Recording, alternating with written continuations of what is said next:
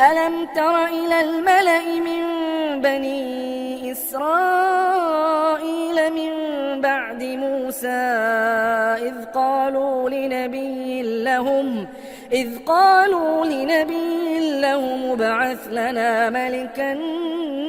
نقاتل في سبيل الله قال هل عسيتم إن كتب عليكم القتال ألا تقاتلوا قالوا وما لنا ألا نقاتل في سبيل الله وقد أخرجنا من ديارنا وأبنائنا فلما كتب عليهم القتال تولوا إلا قليلا منهم والله عليم بالظالمين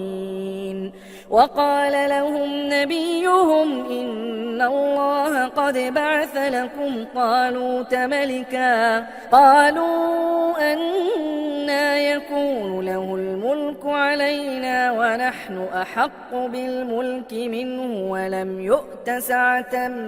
من المال قال إن الله اصطفاه عليكم وزاده بسطة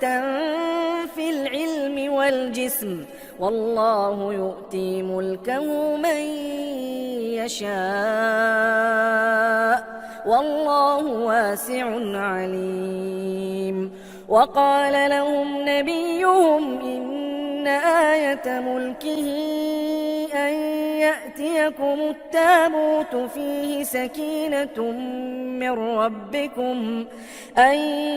يأتيكم التابوت فيه سكينة من ربكم وبقية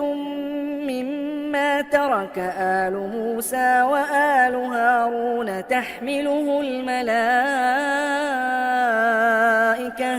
إن في ذلك لآية لكم إن